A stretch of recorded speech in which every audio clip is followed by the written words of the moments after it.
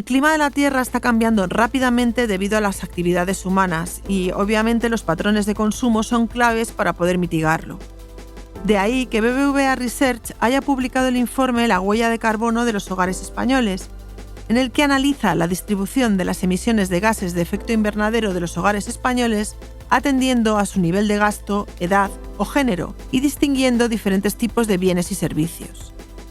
Un análisis que permitirá implementar políticas y tomar decisiones de consumo más sostenibles que ayudarán a reducir los impactos negativos de las acciones humanas en el medio ambiente y apoyarán la transición hacia un futuro más sostenible. Julián Cubero, economista líder del clúster de economía del cambio climático en BBVA Research, nos detalla las conclusiones de este informe. Mi nombre es Reyes Pariente. Comenzamos.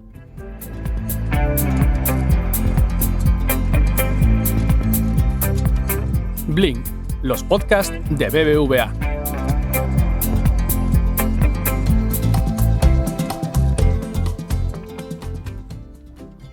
Julián, bienvenido a Blink. Muchas gracias, Reyes, por la invitación. Para empezar, ¿cómo nació la idea de este informe? A ver, este informe va al final del día de cambio climático. Cambio climático tiene que ver con emisiones de gases de efecto invernadero. Es un reto el lograr reducirlas. Esas emisiones de gases de efecto invernadero tienen mucho que ver, a su vez, con la actividad del hombre. La actividad del hombre, si la resumimos en el PIB, por ejemplo, más de la mitad del PIB en promedio en las economías desarrolladas es consumo. Luego tiene que ver con los hogares. Parece interesante tratar de ver si el comportamiento en el consumo de los hogares puede ser analizado con detalle para ver si cambios en ese comportamiento pueden ayudarnos a mitigar el cambio climático. ¿Por qué BBVA Research? Primero, ¿por qué BBVA? Sostenibilidad está en el eje, es una de las estrategias del banco, lograr un crecimiento sostenible, social y medioambientalmente. Y luego en BBVA Research aprovechamos nuestras ventajas comparativas. Somos expertos en análisis económico y también en análisis de datos masivos. Combinamos conocimiento, ventajas comparativas y un asunto que es un reto y que queremos convertir en una oportunidad. Pues parece natural que tratemos de estudiar la distribución y las emisiones de gasto de consumo de los hogares españoles en este caso. Sin duda. ¿Y nos puedes detallar cuál es el objetivo concreto? El objetivo, primero, es perdóname el palabra en inglés, es un work in progress, es un trabajo en proceso. Ayudar a conocer más de la huella de carbono, en general de gases de efecto invernadero de los hogares españoles. ¿Por qué? Porque la medida está en proceso de desarrollo. Todo lo que tiene que ver con cambio climático, con la medida de las emisiones de gases de efecto invernadero, está en proceso de construcción. Lo que no se mide, no se conoce y no se puede solucionar. Entonces, el primer objetivo, como digo, desde luego, es ayudar a construir conocimiento, a difundir y a mejorar la medida de esas emisiones de gases de efecto invernadero de los hogares. ¿Qué metodología habéis utilizado? Pues hemos combinado 3 piezas de análisis. En primer lugar, datos oficiales, que nos dan las emisiones directas que hacen los hogares. En segundo lugar, análisis económico aplicado, lo que ya podemos llamar análisis input-output, que nos permite discernir qué parte de la carga de emisiones de gases de efecto invernadero que tiene un bien o servicio que consume un hogar, pues se le puede asignar. Y en tercer lugar, los datos masivos, el Big Data, el tener una base de datos de transacciones financieras que permite, con gran granularidad y además en tiempo real, con datos muy oportunos, saber en qué gastan los hogares su renta y, por lo tanto, poder multiplicar esa base de datos masiva por los datos oficiales y los de análisis económico para poder obtener un dibujo de la huella de los hogares en términos de emisiones. ¿Y cuál es la conclusión extraída de este estudio? Yo destacaría 2 conclusiones. La primera es que la desigualdad en la distribución de las emisiones entre hogares es muy relevante. Es muy relevante y muy cercana a lo que puede ser la desigualdad en la distribución del consumo. No todas las familias, no todas las personas tienen el mismo nivel de consumo. Tiene que ver con su nivel de renta, con su estilo de vida, con su edad, con su género. Bien, pues las emisiones de gases de efecto invernadero tienen mucho que ver con eso. Y en segundo lugar, la segunda conclusión es que no todas las emisiones son iguales. Hay algunas que se distribuyen más desigualmente que otras. Por ejemplo, los servicios de transporte, conducir un coche, volar en avión. Son actividades muy intensas en la generación de emisiones y se distribuyen muy desigualmente. Un segundo ejemplo que va en el sentido contrario, la huella ligada a los alimentos, al consumo de alimentos, a la alimentación, se distribuye mucho más equitativamente a lo largo del nivel de consumo, porque el nivel de consumo de alimentación es mucho más equitativo también. Si hablamos de los servicios de transporte, ¿qué destacarías? En primer lugar, como decía antes, que son muy intensivos en el uso de emisiones de los motores de combustión interna de los vehículos, de los coches o de los aviones. Pero es que además los niveles más altos de consumo aumentan más que proporcionalmente con el gasto en transporte, con medios de transporte como el avión, que es mucho más intensivo, por ejemplo, en el uso de emisiones que un vehículo terrestre, que un coche.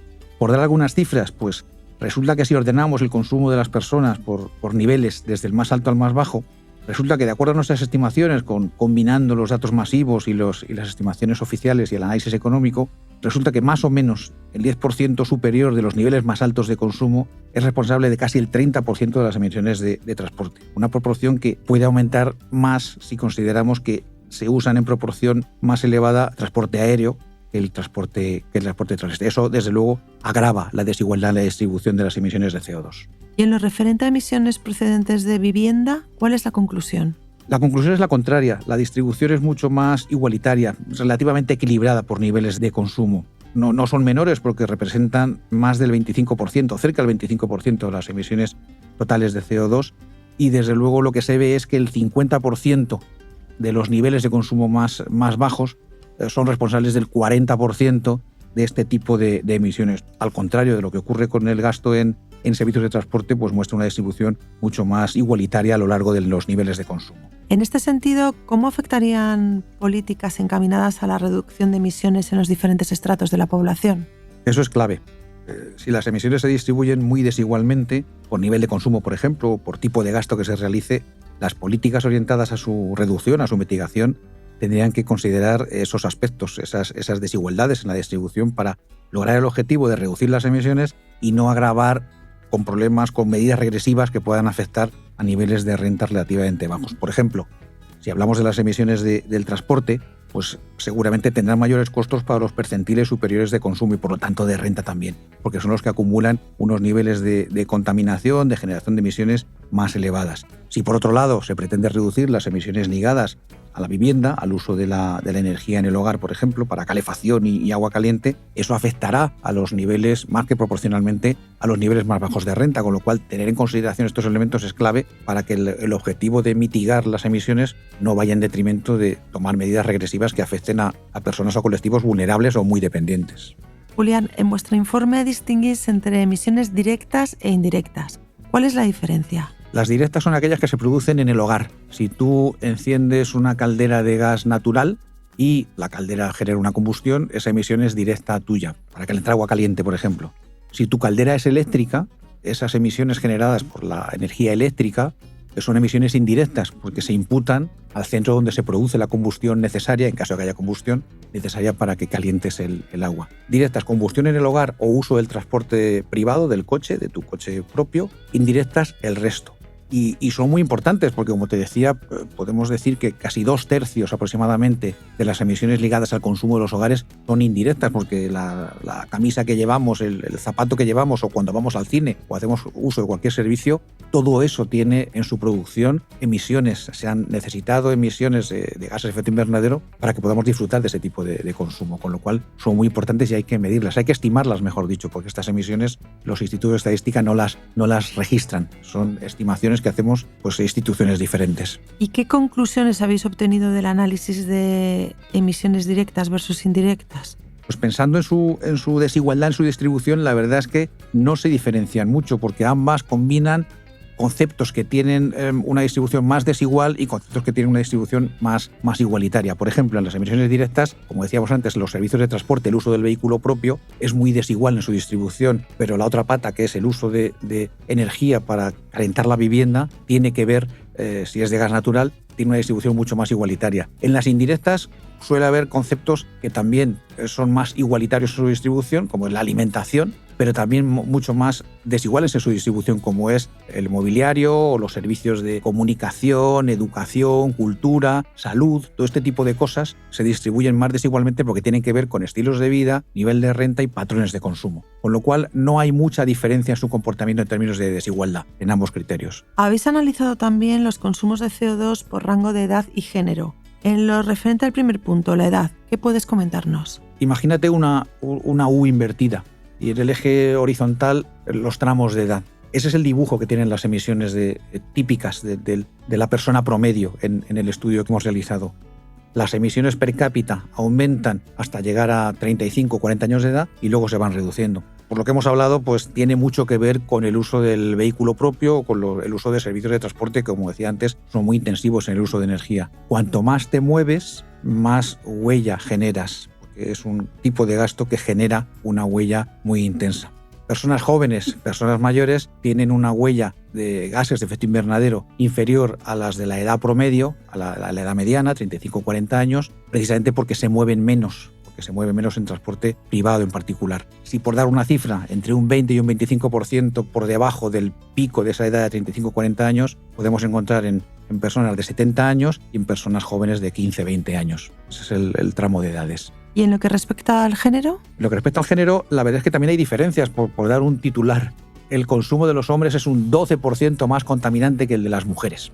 Pero vamos a ponerle notas a este titular. Tiene que ver, por supuesto, con el uso que hacen más intenso, más intensivo del transporte privado, con lo cual su carga de emisiones es mayor, pero también hay que tener en cuenta que en este estudio lo que se imputa es quién paga el servicio. Por ejemplo, en el caso de los gastos en ropa, en alimentación, en belleza, en salud, el gasto de las mujeres, la huella de carbono generada por estos gastos es mayor en el caso de las mujeres que en el caso de los hombres. Pero quiero insistir en que en este tipo de considerando el eje género, lo que se imputa es el gasto, quién paga por ese servicio, no quién lo disfruta.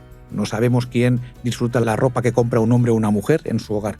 No sabemos quién va en el vehículo cuando el hombre ha pagado por la gasolina. Entonces hay que ser cuidadoso, pero en definitiva es el uso de servicios de transporte el que hace que los hombres tengan una huella, en promedio, tengan una huella mayor como consecuencia del uso mayor del transporte privado. Para terminar, ¿qué conclusión podemos extraer de este estudio? Yo diría que 3 conclusiones. La primera es que la desigualdad es un elemento clave a la hora de considerar la medida de la huella de carbono de los hogares.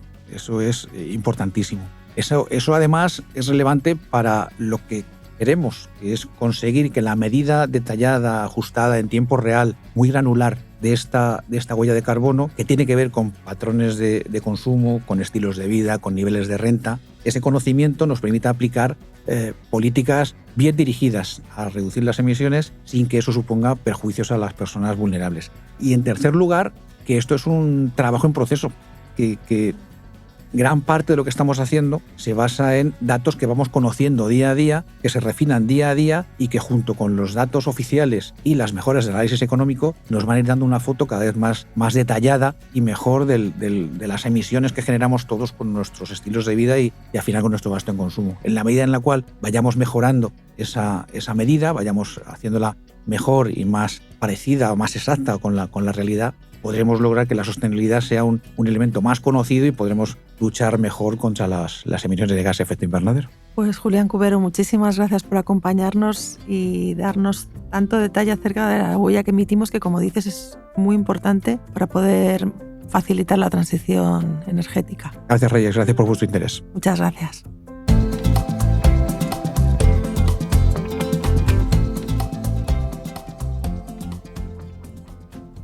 Lo dejamos aquí por hoy. Si te ha gustado este capítulo, te animamos a suscribirte y recomendar Blink en tu plataforma de podcast preferida, en redes sociales y, cómo no, a tus amigos. La semana que viene volvemos con un nuevo episodio en el que te hablaremos de más temas de actualidad relacionados con la economía, el mundo digital y la sostenibilidad. ¡Te esperamos!